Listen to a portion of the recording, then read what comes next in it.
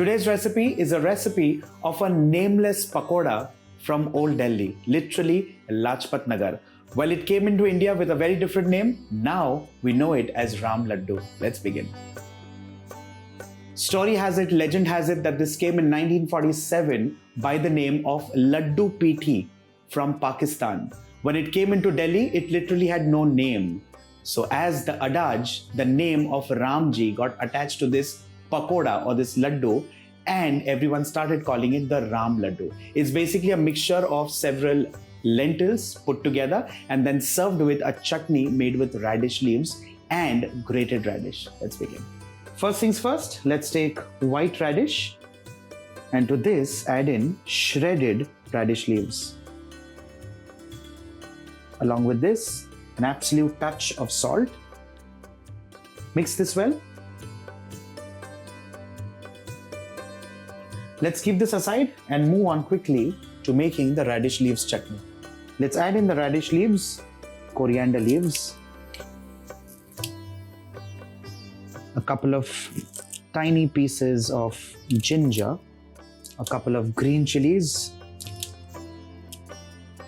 half a lemon, of course it's fresh juice, Asafoetida, black salt and table salt. Cover this and grind this into a chutney. Our radish leaf chutney is done and ready. Our dressed grated radish is done and ready. Let's now quickly move on to the third component, which is making the batter for the Ram Ladoo, whipping it up, aerating it and deep frying it. Let's do that. We need to soak these 3 lentils for a minimum of 2 hours, beginning with Bengal Gram, moving on to split black gram, urad dal, and finally green gram or moong.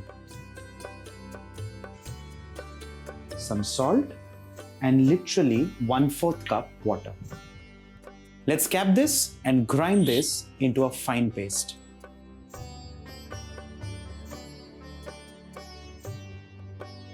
If you see, the color of the batter is now almost yellow. The whole idea is to whip this up with your fingers and ensure it turns pale white in color. With this, the batter of course lightens up. Now if you see, it's become extremely light and airy.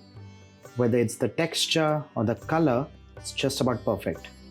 To ensure that it's exactly how we want it, let's scoop a little and transfer the water.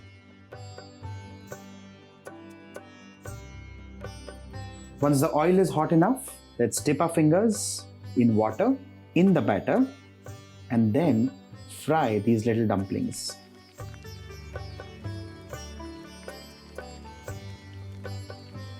Let's carefully wriggle these out and allow these to now fry on high flame. The color of these dumplings still need to be pale and not really golden brown in color.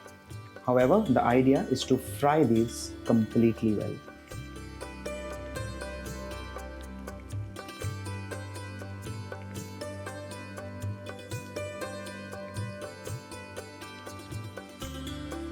With this finally, our Ram Ladoo is also done and ready. The next step is very simple. You take this on a banana leaf or any bowl literally that you please.